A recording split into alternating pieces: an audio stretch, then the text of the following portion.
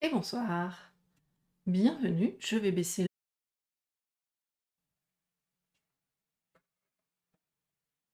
et puis c'est parti. Voilà. Et si vous remarquez, on peut voir également la tête de petit chat qui dépasse juste là.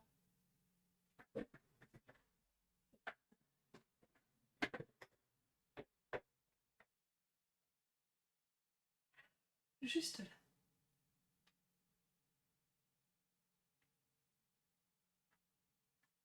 C'est très dur la vie. Ouais, très très dur. Allez. Mais du coup, puisqu'on est prêt, on va pouvoir attaquer avec le chapitre 12. Information secrète. Longtemps, les nains restèrent à débattre dans le noir devant la porte, jusqu'à ce que Thorin parlât. Maintenant est venu le moment d'intervenir pour notre estimé Monsieur Baggins, qui s'est révélé un bon compagnon au cours de notre long voyage. Un hobbit plein de courage et de ressources qui excède de beaucoup sa taille. Et, s'il m'est permis de le dire, doué d'une chance qui excède de beaucoup la part habituelle. Maintenant est venu pour lui le temps d'accomplir le service pour lequel il a été inclus dans notre compagnie. Maintenant est venu pour lui le temps de gagner sa récompense. Vous êtes familiarisé avec le style de Thorin dans les circonstances importantes. Je ne vous en donnerai donc pas un plus ample échantillon. Bien que son discours se fût poursuivi, certes, c'était une circonstance importante, mais Bilbo ressentit quelque impatience. Lui aussi avait tout à fait familiarisé avec Thorin, et il savait à quoi l'autre voulait en venir.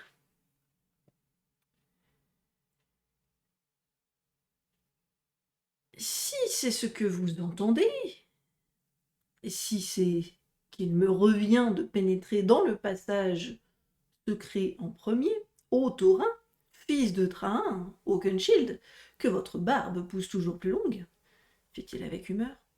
Dites-le tout de suite et qu'on en finisse.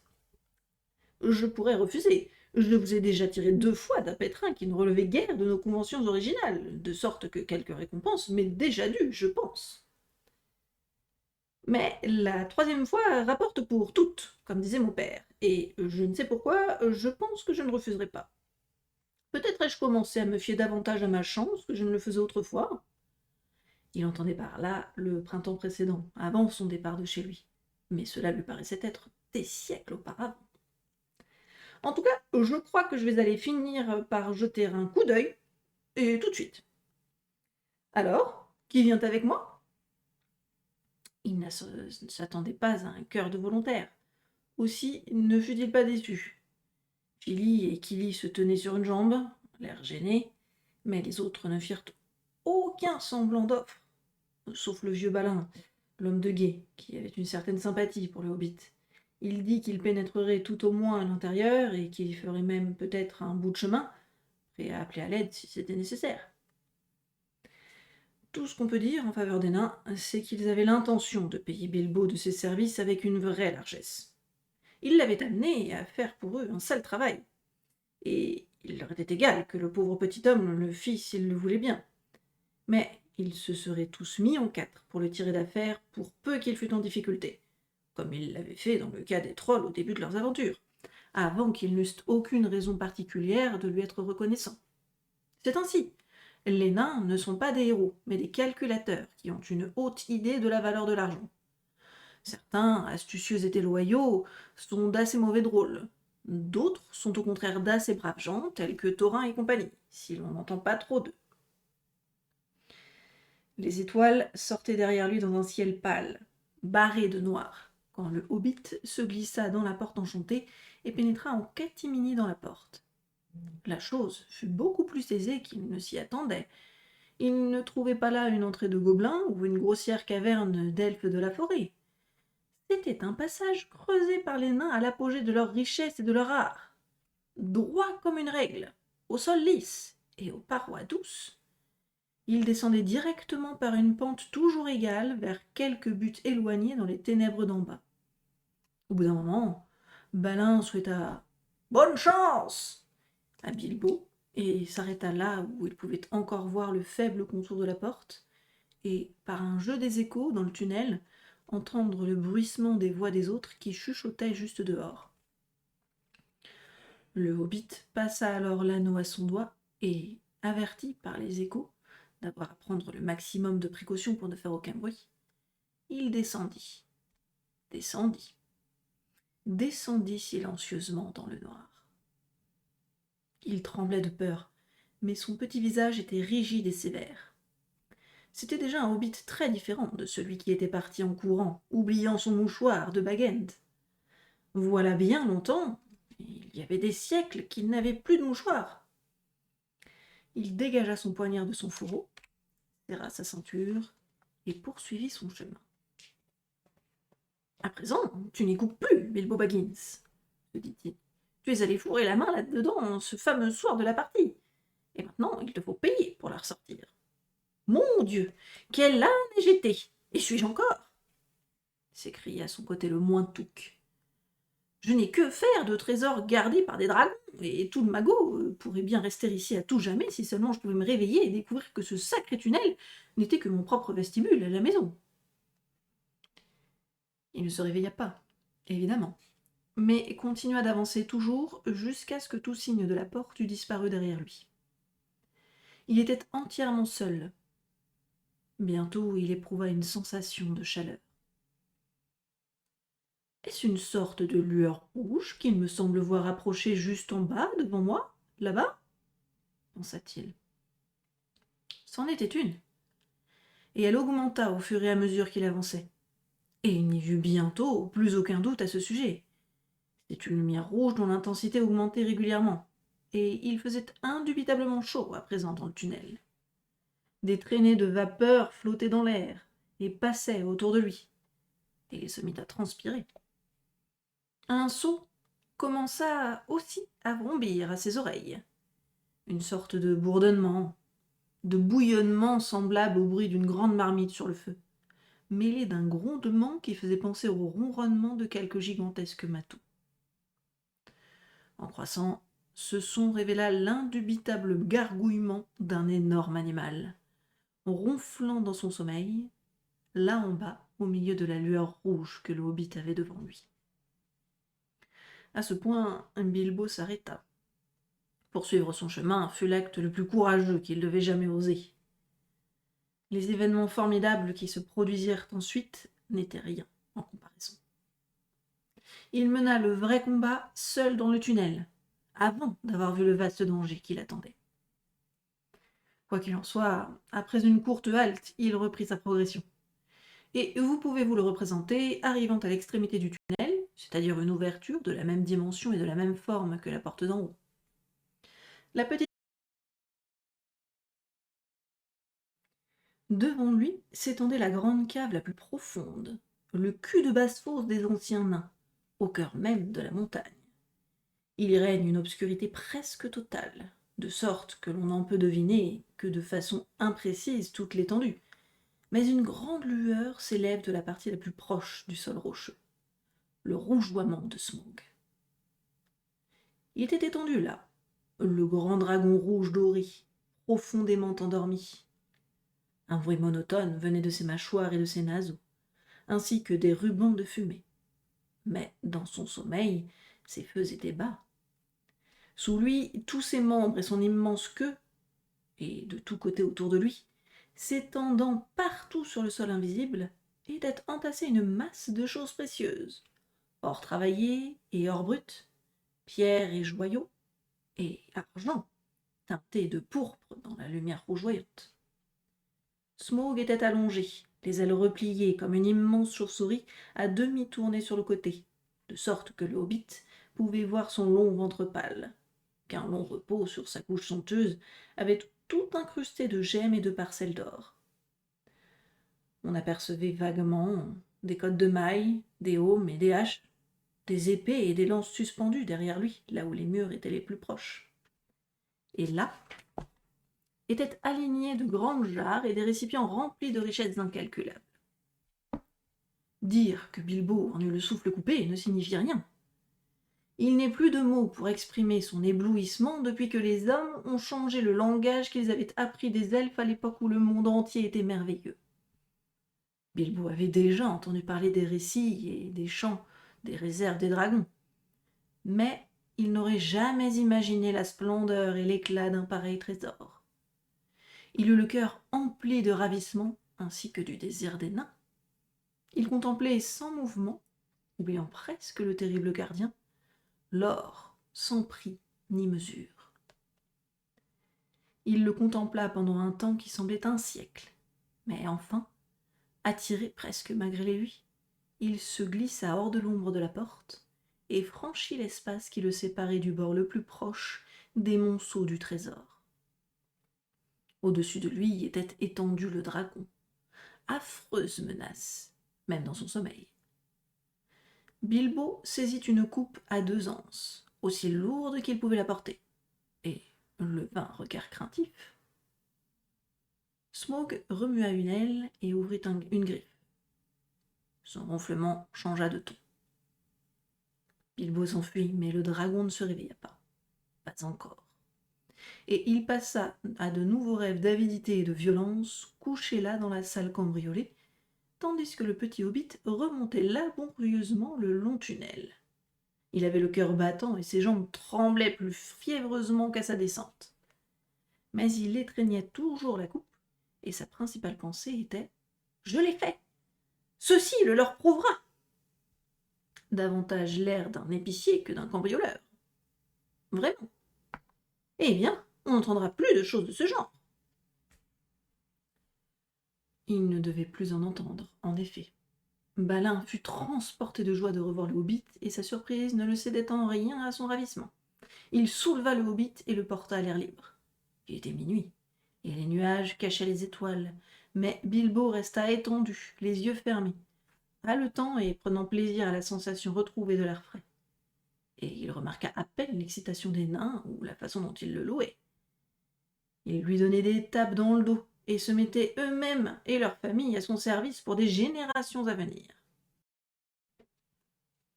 Les nains se passaient toujours la coupe de main en main, parlant avec joie de la récupération de leur trésor, quand tout à coup un puissant grondement s'éleva dans la montagne, comme d'un ancien volcan qui se déciderait à reprendre ses éruptions. La porte se referma presque derrière eux, et elle n'en fut empêchée que par une pierre. Mais par le long tunnel montèrent, en provenance des lointaines profondeurs, les horribles échos d'un mugissement et d'un piétinement qui faisaient trembler la terre sous leurs pieds. Les nains oublièrent alors leur joie et leur confiante vanterie d'un moment auparavant, et de peur, ils se firent tout petits. Il fallait encore compter avec Smaug. Il n'est pas prudent d'écarter de ses calculs un dragon vivant quand on est près de lui. Il se peut que les dragons n'aient guère d'emploi réel pour leur richesse, mais ils les connaissent en règle générale, à 1 once près, surtout quand ils les possèdent depuis longtemps. Et Smaug ne faisait pas exception. Il avait passé d'un rêve inquiétant, dans lequel figurait de façon très déplaisante un guerrier tout à fait insignifiant par la taille, mais pourvu d'une épée implacable et d'un courage, à la somnolence, et de la somnolence au réveil complet.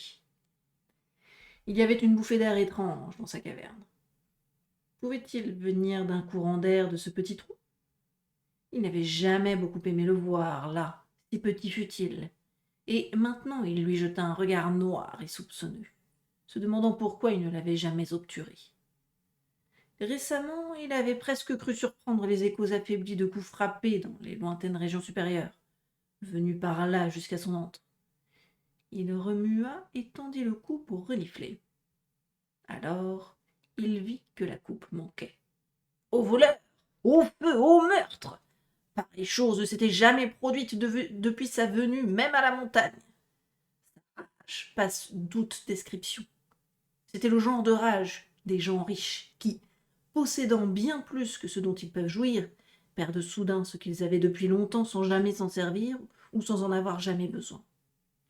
Il vomit son feu, la salle fuma, il secoua le cœur de la montagne. Il appliqua en vain sa tête au petit trou, puis, développant toute sa longueur, rugissant comme le tonnerre sous la terre, Il sortit vivement de son antre, passa dans les énormes couloirs du palais de la montagne et monta vers la grande porte. Son unique pensée était de parcourir toute la montagne jusqu'à ce qu'il eût attrapé le voleur pour le déchirer et le piétiner. Il sortit de la porte. Les eaux s'élevèrent en furieuses et sifflantes vapeurs, et il prit son vol, flamboyant, pour se poser sur le sommet de la montagne dans un jaillissement de flammes vertes et écarlates. Les nains entendirent l'affreuse rumeur de son vol. Ils se blottirent contre les parois de la terrasse herbeuse et se tapirent sous les blocs de pierre, espérant échapper d'une façon ou d'une autre aux yeux effrayants du dragon chasseur. À ce moment, ils auraient tous été tués sans l'intervention, une fois de plus, de Bilbo. « Vite, vite !» cria-t-il haletant. « La porte, le tunnel, ça ne vaut rien ici !» Aiguillonnés par ces mots, ils allaient se glisser dans le tunnel, quand Bifur poussa un cri. « Mes cousins, Bombur et Bouffur, on les a oubliés! Ils sont en bas dans la vallée! » « Ils vont être massacrés, et tous nos poneys aussi, et nos provisions seront perdues !» gémirent les autres. « On ne peut rien faire !»« Ne dites pas de bêtises !» s'écria Thorin, recouvrant sa dignité. « Nous ne pouvons pas les abandonner.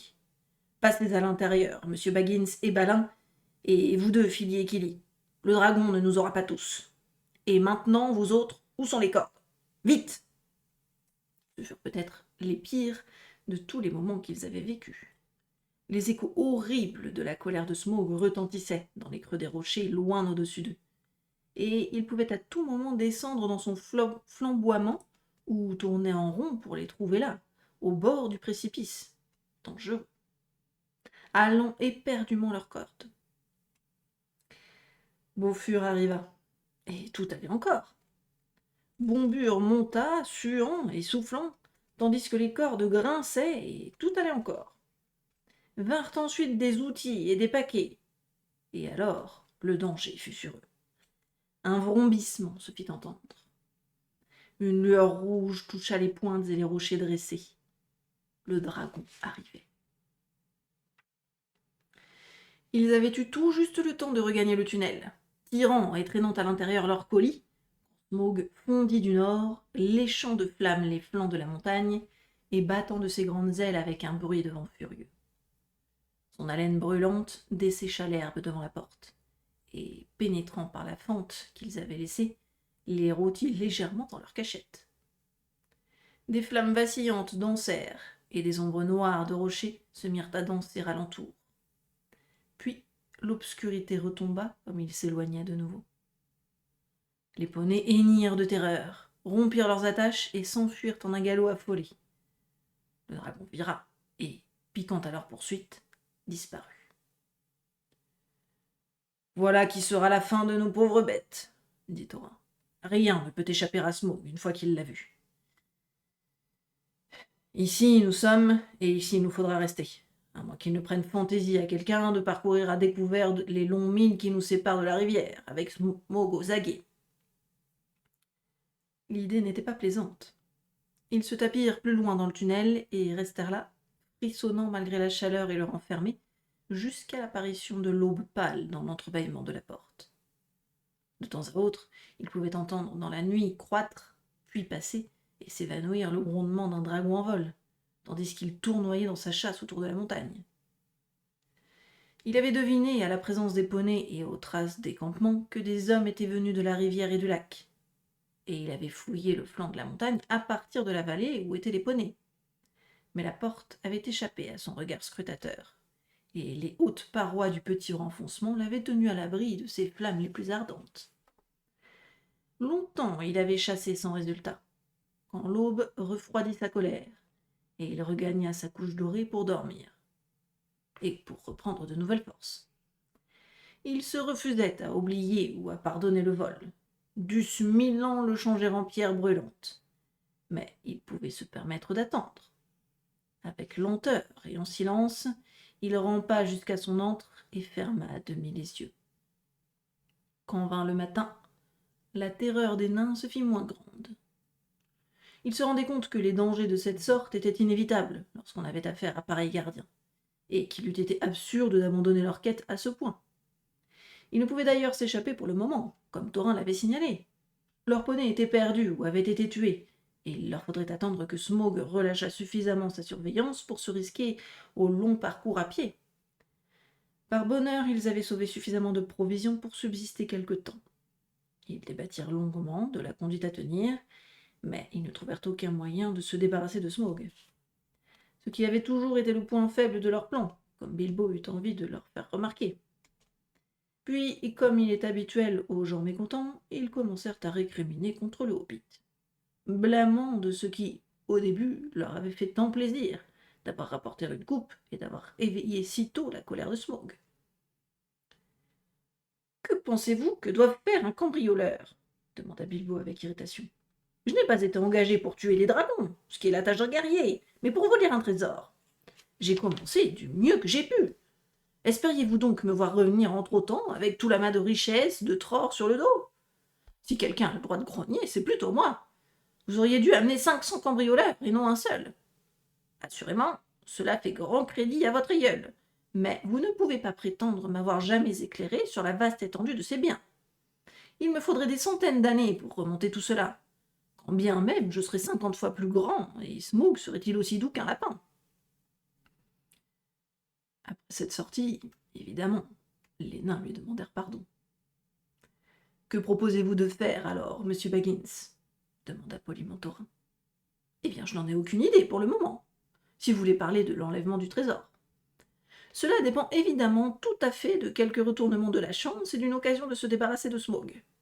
Se débarrasser de dragons n'est pas du tout mon rayon, mais j'y penserai de mon mieux. Personnellement, je n'ai aucun espoir, mais je voudrais bien être de nouveau en sécurité chez moi. » Ne vous inquiétez pas de cela pour l'instant. Que devons-nous faire maintenant, aujourd'hui? Eh bien, si vous désirez vraiment mon avis, je dirais que nous n'avons rien d'autre à faire que rester où nous sommes. De jour, nous pouvons sans doute nous glisser dehors sans trop de danger pour prendre un peu l'air. Peut-être avant peu pourrons-nous choisir un ou deux d'entre nous pour aller nous réapprovisionner à la réserve près de la rivière. Mais entre-temps, tout le monde devrait être bien à l'intérieur du tunnel à la nuit. Je vais toutefois vous faire une proposition. J'ai mon anneau, et je descendrai ce midi même. C'est alors où jamais que Smaug devrait faire un somme, pour voir ce qu'il manigance. Peut-être se présentera-t-il quelque chose. Tout vert à son point faible, comme disait mon père. Bien que ce ne fût pas d'après son expérience personnelle, j'en suis sûr. Les nains acceptèrent naturellement cette offre avec empressement. Ils en étaient déjà venus à respecter le petit Bilbo. Il était devenu maintenant le chef réel de leur aventure. Il avait commencé d'avoir des idées et des plans à lui. Midi venu, il s'apprêta à descendre pour une nouvelle expédition à l'intérieur de la montagne. Il n'aimait pas cela, bien sûr, mais c'était moins terrible maintenant qu'il savait plus ou moins ce qu'il attendait. Si l'on avait su plus long sur les dragons et sur leurs ruses, il aurait peut-être été davantage effrayé, et il aurait eu moins d'espoir de trouver celui-ci en train de sommeiller. Le soleil brillait lors de son départ, mais dans le tunnel, il faisait aussi noir que la nuit. La lumière venue de la porte, presque fermée, ne tarda pas à s'évanouir à mesure qu'il descendait. Son avance était si silencieuse qu'une fumée portée par une douce brise l'aurait à peine été davantage, et il était enclin à une certaine fierté de lui-même quand il approcha de la porte inférieure. On ne voyait qu'une lueur extrêmement faible. « Le vieux Smaug est fatigué, et il dort, » pensa-t-il. « Il ne peut me voir, et il ne m'entendra pas. Courage, Bilbo !» Il avait oublié, ou avait toujours ignoré, le sens olfactif des dragons. C'est aussi un fait curieux qu'ils peuvent garder un œil à demi ouvert pour surveiller les alentours pendant leur sommeil, s'ils ont quelques soupçons. Smaug paraissait certainement plongé dans un profond sommeil. Il semblait mort et sombre, et il y avait à peine un ronflement en plus d'une bouffée de vapeur, invisible, quand Bilbo jeta une nouvelle fois un regard de l'entrée. Il allait pénétrer sur le sol de la cave, quand il aperçut soudain un rayon rouge, mince et perçant, qui sortait de sous la paupière abaissée de l'œil gauche de Smaug. Il ne faisait que semblant de dormir. Il surveillait l'entrée du tunnel. Bilbo recula précipitamment, bénissant la chance qu'il avait de posséder son anneau. Alors, Smaug parla. « Eh bien, voleur, je te sens et je sens ton air. Je t'entends respirer. Approche donc, serre-toi de nouveau. Il y a de quoi et plus qu'il n'en faut. » Mais Bilbo n'était pas tout à fait ignare en la connaissance des dragons, et si Smaug espérait le faire approcher aussi aisément que cela, il fut déçu. « Non, merci, ô Smaug le terrible, répondit-il. Je ne suis pas venu chercher des cadeaux. Je voulais seulement vous regarder pour vous voir, si vous étiez vraiment aussi grand que le disent les récits. Je ne le croyais pas. Et maintenant, se dit le dragon, un peu flatté, même s'il se méfiait beaucoup. Pour être franc, les chants et les contes sont très en dessous de la réalité. Ô Smaug, première et principale des calamités, répliqua Bilbo. Tu as de bonnes manières pour un voleur et un menteur, dit le dragon. Mon nom semble être tout à fait familier, mais je ne me souviens pas de t'avoir déjà senti. Qui es-tu et d'où viens-tu, s'il m'est permis de te le demander? Certainement, je viens de sous la colline, et mon chemin menait sous la colline et par-dessus les collines, et par les airs. Je suis celui qui marche invisible. Je veux bien le croire, dit Smaug, mais ce n'est guère là ton nom usuel. Je suis le découvreur de clés, le coupeur de toile, la mouche piquante. J'ai été choisi pour le bon numéro. Voilà de beaux titres, fit le dragon d'un ton sarcastique. Mais les bons numéros ne sortent pas toujours. Je suis celui qui enterre ses amis vivants, les noie et les retire de nouveau vivants de l'eau. Je suis venu du fond d'un sac, mais aucun sac ne m'a recouvert. Ces titres-là ne me paraissent pas aussi honorables, dit Smaug, railleur. Je suis l'ami des ours et l'hôte des aigles. Je suis gagnant d'anneaux et porteur de chance. Je suis monteur de tonneaux, poursuivit Bilbo, qui commençait de se plaire à ces énigmes. Voilà qui est mieux, dit Smaug, mais ne te laisse pas emporter par ton imagination. C'est ainsi, naturellement, qu'il convient de parler au dragon lorsqu'on ne veut pas révéler son vrai nom, ce qui est sage, et qu'on ne veut pas non plus les rendre furieux en leur opposant un refus catégorique, ce qui est tout aussi sage. Aucun dragon ne peut résister à la fascination de propos énigmatiques, et ne peut se retenir de perdre son temps à essayer de les comprendre.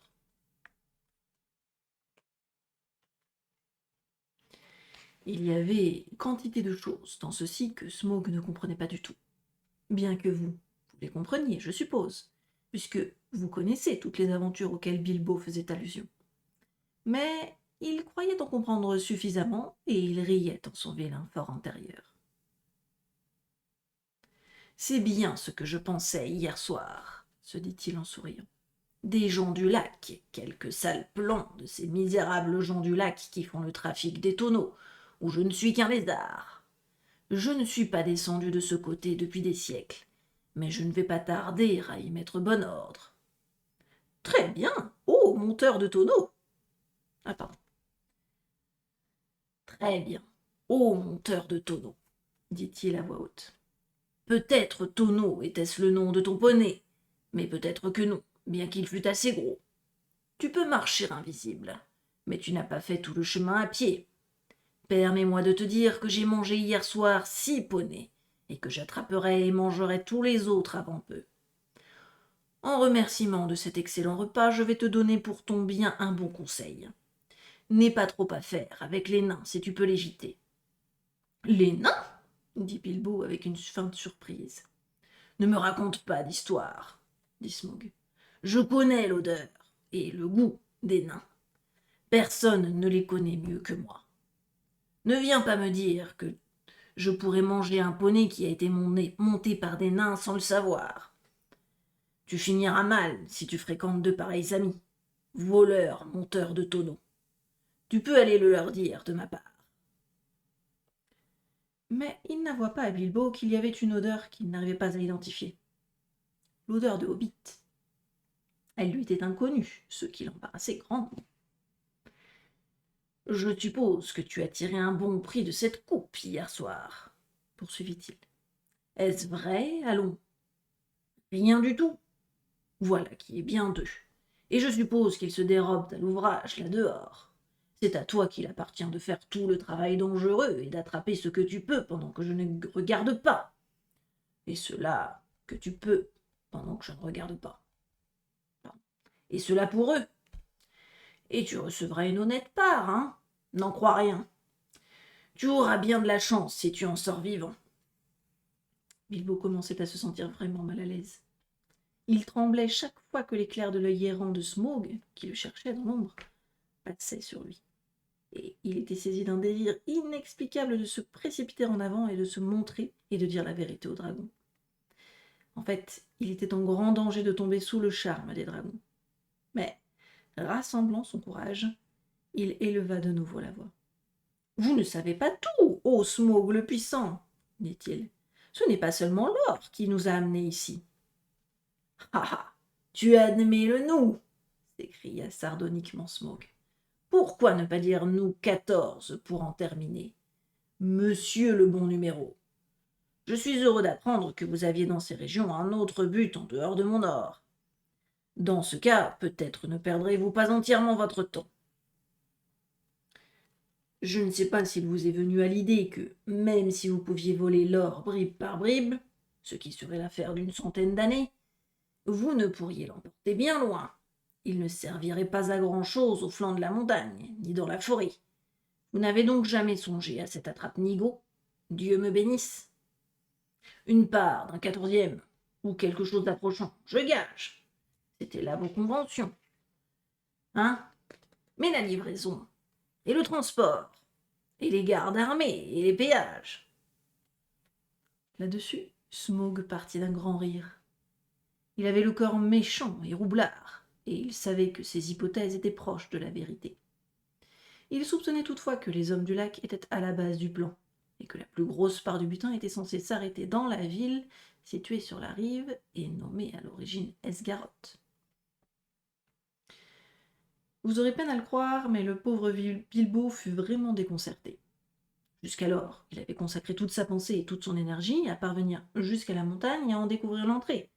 Il ne s'était jamais soucié de la façon d'enlever le trésor, et encore moins de savoir comment rapporter aussi loin que Baggins sous la colline la part qui pourrait lui échoir. Alors, un vilain soupçon commença de s'élever dans son esprit. Les nains avaient-ils, eux aussi, négligé ce point important, ou s'étaient-ils tout du long moqués de lui sous sa cape? C'est là l'effet de la parole d'un dragon sur les gens qui manquent d'expérience. Bilbo aurait dû être sur ses gardes, bien sûr, mais Smaug avait une personnalité assez irrésistible. « Je vous le répète, » dit le hobbit, s'efforçant de demeurer loyal envers ses amis et de tenir bon. « L'or n'a pas été pour nous qu'une pensée après coup. Nous sommes venus par-dessus et sous les collines, contre vents et marées, pour prendre notre revanche. Vous devez bien vous rendre compte, ô Smaug, aux richesses incommensurables, que votre succès vous a fait des ennemis acharnés. » Smaug partit alors d'un rire véritable. Ce fut d'un bruit dévastateur qui projeta Bilbo sur le sol, tandis que, là-haut dans le tunnel, les nains se blottissaient les uns contre les autres, imaginant que le hobbit avait soudain rencontré une fin fatale. « Une revanche !» s'écria-t-il avec un grand reniflement. Et la lueur de ses yeux éclaira brusquement la salle du sol à la voûte comme un éclair écarlate. « Une revanche ! Le roi sous la montagne est mort, et où donc sont ses parents qui oseraient aspirer à la revanche? Girion, seigneur de Dale, est mort, et j'ai mangé ses gens comme un loup parmi les moutons. Et où sont les fils de ses fils qui oseraient m'approcher? Je tue partout, où je veux, et nul n'ose me résister. J'ai abattu les guerriers de jadis, et ils n'ont pas de pareil au monde aujourd'hui. Je n'étais alors que tout jeune et tendre. Maintenant, je suis vieux et fort, fort, fort. Voleur dans les ombres, s'écria-t-il d'un air triomphant. Mon armure vaut 10 boucliers. Mes crocs sont des épées, mes griffes des lances. Le choc de ma queue est semblable à la foudre, mes ailes à un ouragan et mon souffle est mortel. J'ai toujours entendu dire, fit Bilbo sur un petit ton aigu d'effroi, que les dragons étaient plus mous par en dessous, surtout dans la région euh, du poitrail. Mais sans doute quelqu'un d'aussi bien fortifié y a déjà songé. Le dragon s'arrêta net dans ses vantardises. Tes renseignements sont périmés, ajouta-t-il d'un ton sec. Je suis cuirassé, sur le dessus comme sur le dessous. D'écailles de fer et de gemmes dures. Aucune lame ne peut me percer. J'aurais pu le deviner, dit Bilbo. En vérité, on ne pourrait trouver nulle part l'égal du seigneur Smaug, l'impénétrable. Quelle splendeur de posséder un gilet de magnifiques diamants. Oui, c'est assurément rare et merveilleux, dit Smaug en se rengorgeant. Il ignorait que le hobbit avait entrevu son revêtement de dessous lors d'une précédente visite, et qu'il grillait de l'envie de voir la chose de plus près pour des raisons personnelles. Le dragon se retourna sur le dos. « Regarde, dit-il, que penses-tu de cela ? » « Merveilleux, éblouissant, parfait, sans défaut, renversant, s'exclama Bilbo, mais il pensait intérieurement. C'est fou, il y a un grand morceau dans le creux du sein gauche qui est aussi dénudé qu'un escargot sorti de sa coquille. Après avoir vu cela, la seule idée de M. Baggins fut de se sauver. « Eh bien, je ne dois vraiment pas retenir plus longtemps votre magnificence, dit-il, ou l'empêcher de prendre un repos dont elle doit avoir grand besoin. Il faut beaucoup se dépenser, je pense, pour attraper les poneys quand ils ont une bonne avance. De même pour les cambrioleurs, ajouta-t-il en flèche du Parthe, filant comme un dard dans le tunnel. La remarque était malheureuse, car le dragon lança derrière lui des flammes terrifiantes. Et, en dépit de la rapidité avec laquelle il remontait la pente, il n'était pas arrivé du tout assez loin pour être à l'aise quand l'horrible tête de Smaug s'appliqua contre l'ouverture. Heureusement pour lui, toute la tête et la mâchoire du dragon ne pouvaient se forcer un passage. Mais les naseaux lancèrent du feu et de la vapeur à sa poursuite. Il fut presque atteint, et il continua de s'enfuir à l'aveuglette, trébuchant, en proie à une grande souffrance et à une peur affreuse. Il avait été assez satisfait de l'habileté avec laquelle il avait mené la conversation avec Smaug, mais son erreur finale le ramena brutalement à plus de raison. « Il ne faut jamais se moquer des dragons vivants, Bilbo, pauvre idiot !» se dit-il. Il devait si souvent le répéter par la suite que cela passa en adage. « Tu es loin d'être sorti de cette aventure, ajouta-t-il, ce qui était également assez vrai.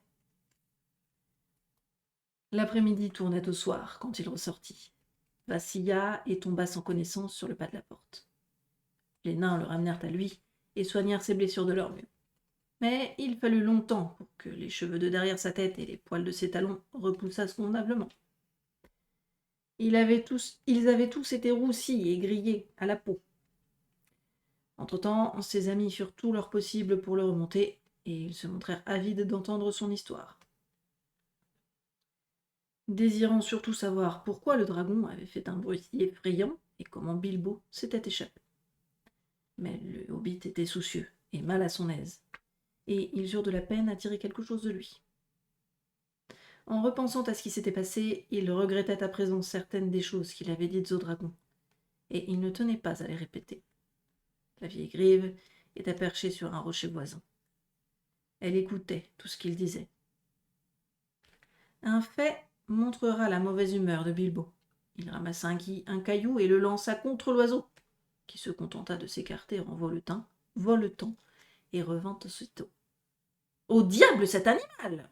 s'écria Bilbo avec irritation. « J'ai l'impression qu'il écoute, et je n'aime pas son air. »« Laissez-le donc, » dit Thorin. « Les grives sont de bons et gentils oiseaux. Celle-ci est très vieille, assurément, et c'est peut-être la dernière représentante de l'ancienne race qui vivait par ici, apprivoisée par des mains de mon père et de mon grand-père. C'était une race très ancienne et magique, et cette grive-ci pourrait même être de celles qui vivaient à cette époque, il y a 200 ans ou plus. Les hommes de Dale comprenaient autrefois leur langage, et il les utilisait comme messagères des hommes du lac et ailleurs. « Eh bien, nous aurons bien des nouvelles à porter à la ville, si c'est ce qu'elle attend, » dit Bilbo. « Mais je suppose qu'il n'y reste plus personne qui se soucie du langage des grives. »« Mais que s'est-il passé » s'écrièrent les nains. « Continuez votre récit, de grâce !» Bilbo leur raconta donc tout ce qu'il pouvait se rappeler, et il avoua avoir eu le sentiment désagréable que le dragon avait deviné par trop de choses, d'après ses énigmes, ajoutées au campement et au poney.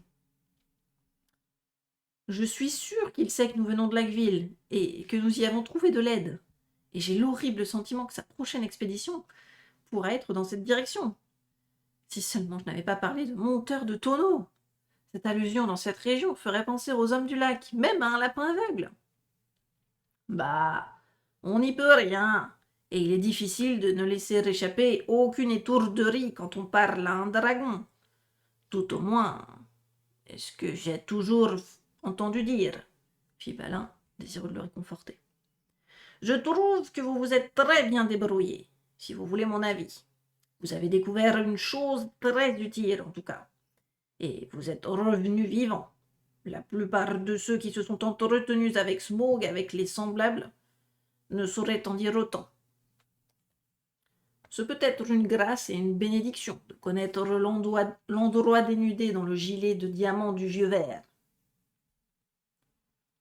Cette réflexion détourna la conversation, et tous se mirent à discuter des tueries de dragons, historiques, douteuses ou mythiques, de diverses sortes de poignardages, coups de pointe et coups de bas en haut, et des différents artifices, moyens et stratagèmes qui avaient permis de les mener à bien. L'opinion générale fut qu'attraper un dragon pendant son sommeil n'était pas aussi aisé qu'il le paraissait, et qu'à tenter d'en percer un endormi, on risquait davantage d'entraîner un désastre qu'en l'attaquant hardiment de front. Tout le temps qu'il parlait, la grive écoutait, jusqu'au moment où, les étoiles commençant enfin à se montrer, elle ouvrit silencieusement ses ailes et s'envola. Et tout le temps qu'il parlait et que les ombres s'allongeaient, Bilbo devenait de plus en plus soucieux, tandis que ses pressentiments se confirmaient. Il finit par interrompre la conversation. « Je suis sûr que nous sommes très exposés, » dit-il. « Je ne vois pas à quoi sert de rester ici. Le dragon a desséché toute l'agréable verdure, et de toute façon, la nuit est venue et il fait froid. Mais j'ai le pressentiment que cet endroit va subir une nouvelle attaque. Smaug sait à présent comment je suis descendu jusqu'à la salle, et vous pouvez vous fier à lui pour découvrir où se trouve l'autre bout du tunnel. Il réduira en miettes tout ce côté de la montagne, si c'est nécessaire, pour bloquer notre entrée. Et si nous sommes écrasés en même temps, il n'en sera que plus content. »« Vous êtes bien sombre, monsieur Baggins, » dit Thorin. « Pourquoi Smaug n'a-t-il pas bouché l'extrémité inférieure, alors, s'il tient tant à nous faire rester au dehors? Il ne l'a pas fait, ou nous l'aurions entendu. »« Je n'en sais rien. Parce qu'au début, il voulait essayer de m'attirer à nouveau à l'intérieur, je suppose. Et peut-être maintenant attend-il la fin de sa chasse de ce soir, ou encore peut-être ne veut-il pas abîmer la chambre à coucher s'il peut l'éviter. Mais je voudrais bien que vous cessiez de discuter une minute. Il va sortir d'une minute à l'autre maintenant, et notre seul espoir est de nous enfoncer loin dans le tunnel, après avoir fermé la porte. » Il parlait avec une telle conviction que les nains se décidèrent à faire ce qu'il disait, malgré quelque hésitation à fermer la porte. Le plan semblait désespéré, car nul ne savait si et comment on pourrait la rouvrir de l'intérieur, et la pensée d'être enfermé en un endroit d'où la seule issue passait par l'antre du dragon ne leur souriait pas le moins du monde. Et puis, tout paraissait parfaitement calme, tant au dehors que dans le tunnel. Aussi restèrent-ils pendant un long moment à parler, assis à l'intérieur, pas trop loin de la porte entrebâillée. La conversation tomba sur les méchants commentaires du dragon au sujet des nains.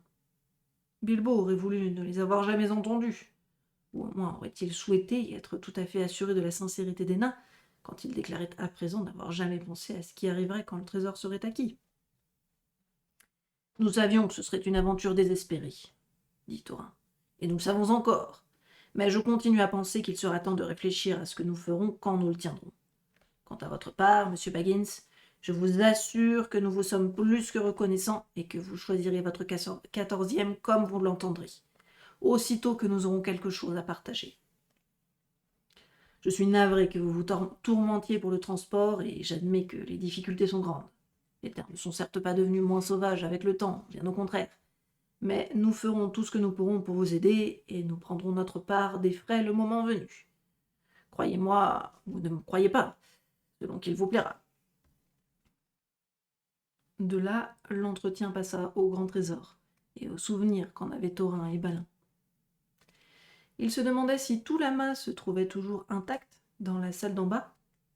Les lances, fabriquées pour les armées du grand roi Baldortin, depuis longtemps mort, dont chacune avait un fer par 3 forgés et un bois finement incrusté d'or, mais qui n'avaient jamais été payés ni livrés. Les boucliers, faits pour des guerriers depuis longtemps disparus. La grande coupe de Tror à 2 anses, martelée et ciselée d'oiseaux et de fleurs aux yeux et aux pétales de joyaux.